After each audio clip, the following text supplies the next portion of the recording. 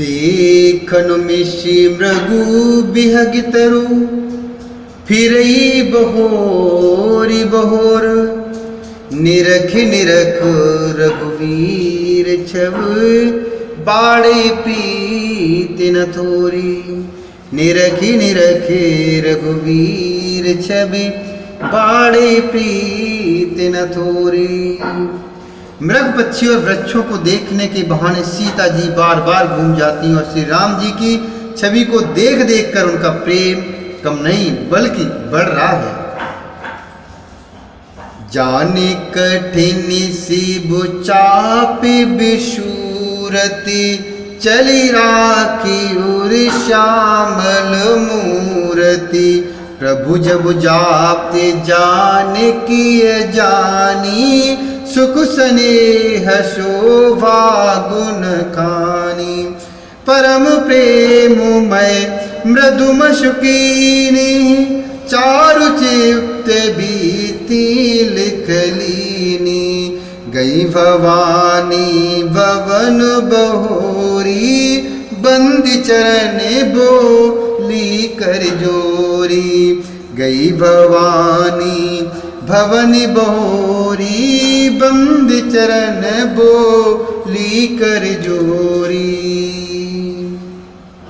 शिव जी के धनुष को कठोर जानकर भी विसूरती अर्थात मन में विलाप करती हुई हृदय में श्री राम जी की सांवली मूर्ति को रखकर चली। शिव जी के धनुष की कठोरता का स्मरण आने से उन्हें चिंता होती थी कि ये सुकुमार रघुनाथ जी उसे कैसे तोड़ेंगे। पिता के प्रण की स्मृति से उनके हृदय में क्षोभ था, इसलिए मन में विलाप करने लगी। प्रेम बस ईश्वर की विस्मृति हो जाने से ही ऐसा हुआ। फिर भगवान के बल का स्मरण आते ही विहर्षित हो गई और श्यामली छवि को हृदय में धारण करके चली।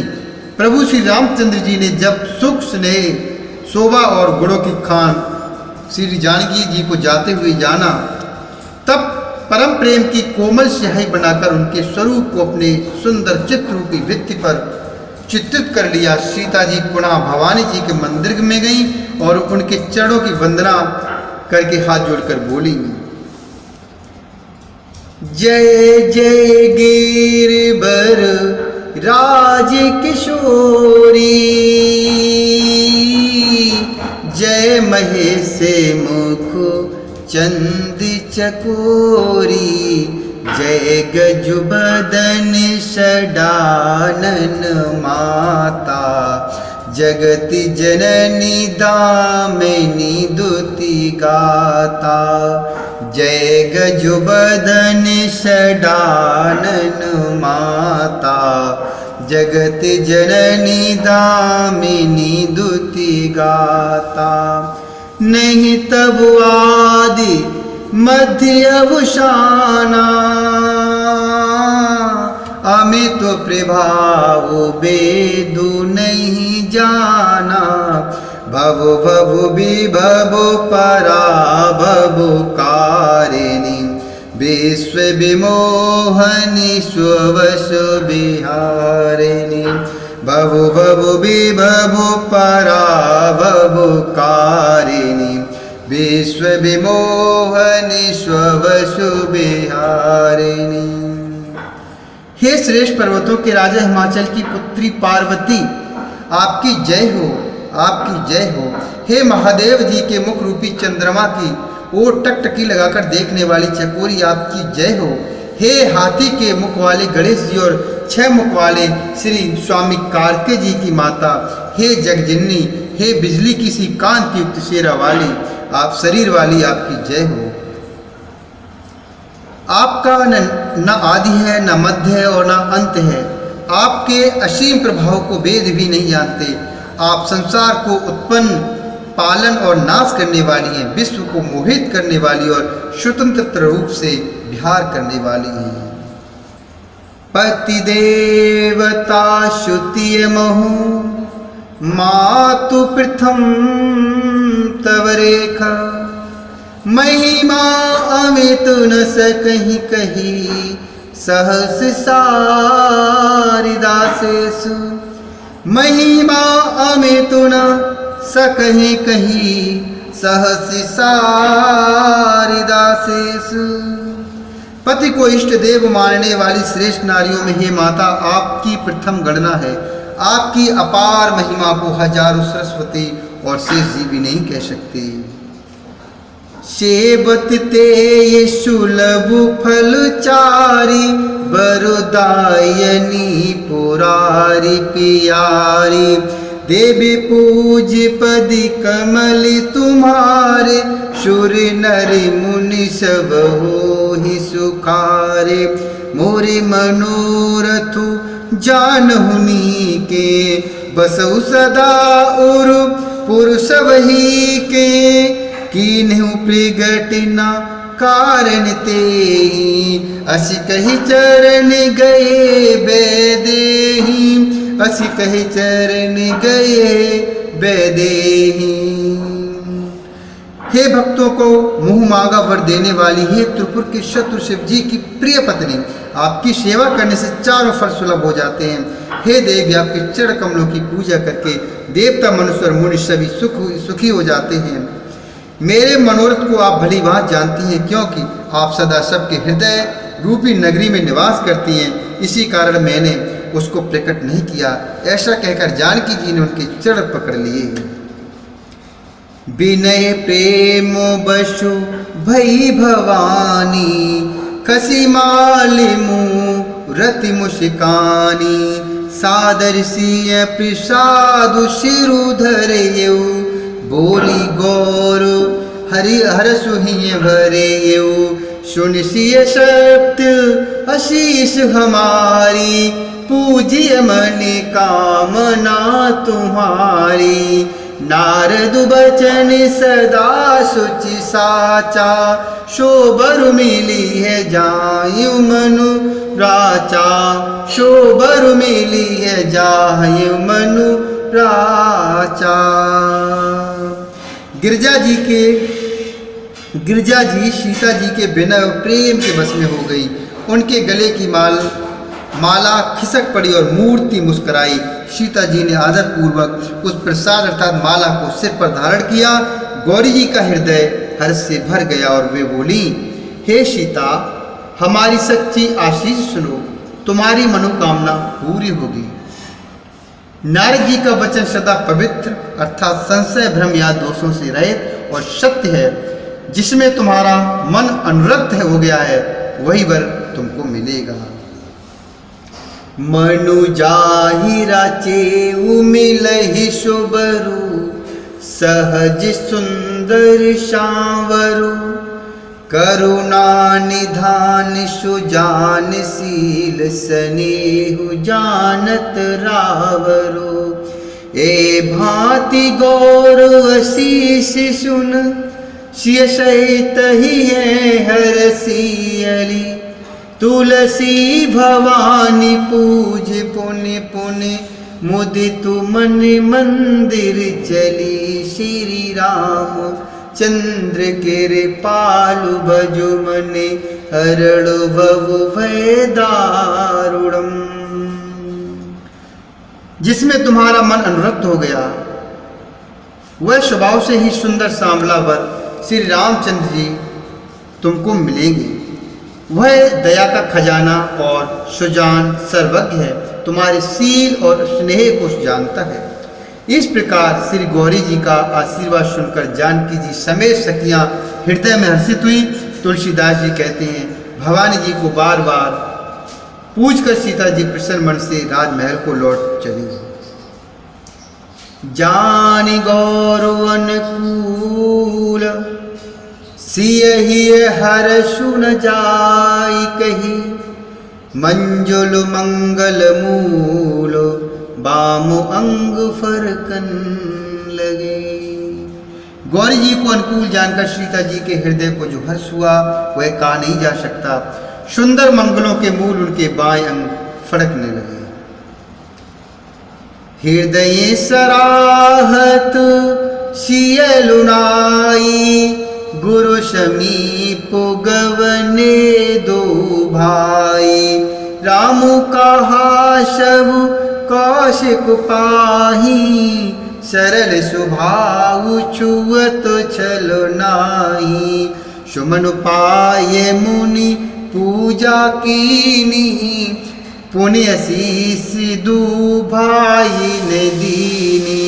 सुफल मनोरथ हो तुम्हारे, राम लखन सुनु भय सुखारे। राम लखन सुनि भय सुखारे। हृदय में सीता जी के सौंदर्य की सराहना करते हुए दोनों भाई गुरु जी के पास गए। श्री रामचंद्र जी ने विश्वामित्र से सब कुछ कह दिया, क्योंकि उनका सरल स्वभाव है, छल तो उसे छूता भी नहीं। फूल पाकर मुनि ने पूजा की, फिर दोनों भाइयों को आशीर्वाद दिया कि तुम्हारे मनोरथ सफल हो। यह सुनकर श्री राम लक्ष्मण सुखी हुए। कर भोजन मुनि बरु विज्ञानी, लगे कहन कछु कथा पुरानी। विगत दिवसु गुरु आयु पाई, संध्या करन चले दो भाई। संध्या करन चले दो भाई। श्रेष्ठ विज्ञानी मुनि विश्वामित्र जी भोजन करके कुछ प्राचीन कथाएं कहने लगे। इतने में दिन बीत गया और गुरु की आज्ञा पाकर दोनों भाई संध्या करने चले। प्राची दिशि शशि उयऊ सुहावा, सिय मुख सरस देखे सुख पावा। बहुरी विचारु कीन मनु माही, सिय बदन सम हिम करुणाई। सिय बदन सम हिम करुणाई। उधर पूर्व दिशा में सुंदर चंद्रमा उदय हुआ। श्री रामचंद्र जी ने उसी सीता के मुख के समान देखकर सुख पाया। फिर मन में विचार किया कि चंद्रमा सीता जी के मुख के समान नहीं है। जन्म सिंधु पुण्य बंधु विषु, दिनु मलिन सकलंक। सिय मुख समता पाव किम, चंदु बापुरो रंक। चंदु बापुरो रंक। खारे समुद्र में तो इसका जन्म, फिर उसी समुद्र से उत्पन्न होने के कारण विष इसका भाई। दिन में यह मलिन शोभाहीन निस्तेज रहता है और कलंकी काले दाग से युक्त है। बेचारा गरीब चंद्रमा सीता जी के मुख की बराबरी कैसे कर सकता है, कैसे पा सकता है। घटई बड़ई बीर हिन दुखदाई, ग्रसई राहो निज संदेह पाई। कोक शोक प्रदि पंकज द्रोही, अवगुण बहुत चंद्रमा तोही। वैदेही मुख पटतर दीन है, कोई दोषु बड़े अनुचित कीने। सिय मुख छबु बेधु ब्याज बखानी, गुरु पहि चले निशा बड़ी जानी। गुरु पहि चले निशा बड़ी जानी। फिर यह घटता बढ़ता है और बिरहड़ी स्त्रियों को दुख देने वाला है। राहु अपनी संधि में पाकर से ग्रस लेता है। चकवे को अर्थात चकवी के वियोग का शोक देने वाला और कमल का वैरी उसे मुझे मुरझा देने वाला है। हे चंद्रमा, तुझमें बहुत से अवगुण हैं जो सीता जी में नहीं है। अतः जानकी जी के मुख की तुझे उपमा देने में बड़ा अनुचित कर्म करने का दोष लगेगा। इस प्रकार चंद्रमा के बहाने सीता जी की मुख की छवि का वर्णन करके बड़ी रात हो गई। जान वे गुरु जी के पास चले गए। करे मुनि चरण सरोज प्रणामा, आयुष पाय कीन विश्रामा। विगत निसार गुनायक जागे, बंधु बिलोक कहन अस लागे। उयऊ अरुण अवलोक होताता, पंकज कोक लोक सुखदाता। बोले लखन जोर जुग पानी, प्रभु प्रभाव सूचक मृदुबानी, प्रभु प्रभाव सूचक मृदुबानी। मुनि के चरण कमलों में प्रणाम करके आज्ञा पाकर उन्होंने विश्राम किया। रात बीतने पर श्री रघुनाथ जी आगे और रघुनाथ जी जागे और भाई को देखकर ऐसा कहने लगे, हे तात देखो, कमल चक्रवाक और समस्त संसार को सुख देने वाला अरुणोदय हुआ है। लक्ष्मण जी दोनों हाथ जोड़कर प्रभु के प्रभाव को सूचित करने वाली कोमल वाणी बोले, अरुणोदय सकुचे कुमुदु, उडगन ज्योति मलिन, जिम तुम्हार आगमन, सुनु नृपतु बलहीन रे तुलसी, सुनु नृपतु बलहीन।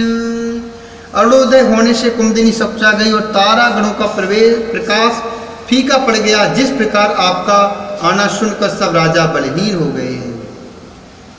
नृप सबु नखत करी है उजियारी, तारी न सकहीं चापु तमु भारी, कमल को के मधुकरी खगुनाना, हर से सकल निसाग भूषाना।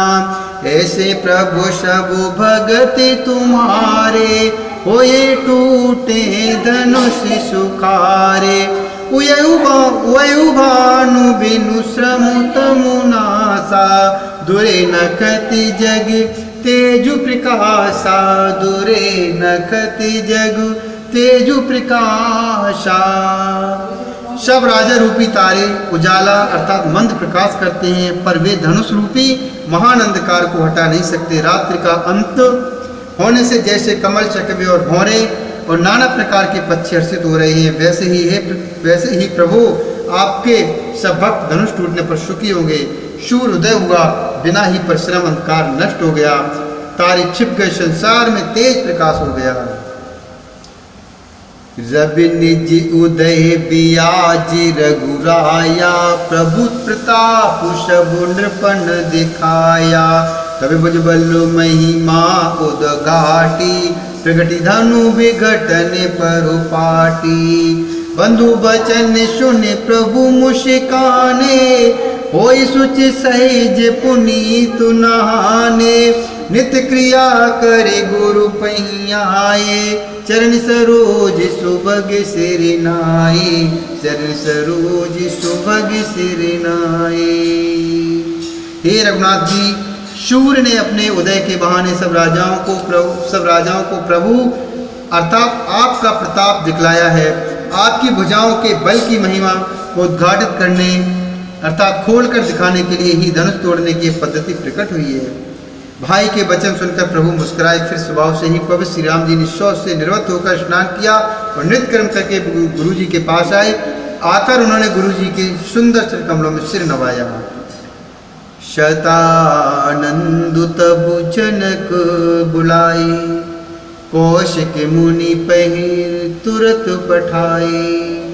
जनक विनय तिन आई सुनाई, हर से बोल लिए दो भाई, हर से बोल लिए दो भाई। तब जनक जी ने शतानंद जी को बुलाया और उन्हें तुरंत ही विश्वामित्र मुनि के पास भेजा। उन्होंने आकर जनक जी की विनती सुनाई। विश्वामित्र जी ने हर्षित होकर दोनों भाइयों को बुलाया। बोली श्री हरि नारायण भगवान की जय, बोली शिव रामचंद्र भगवान की जय, बोली शंकर भगवान की जय।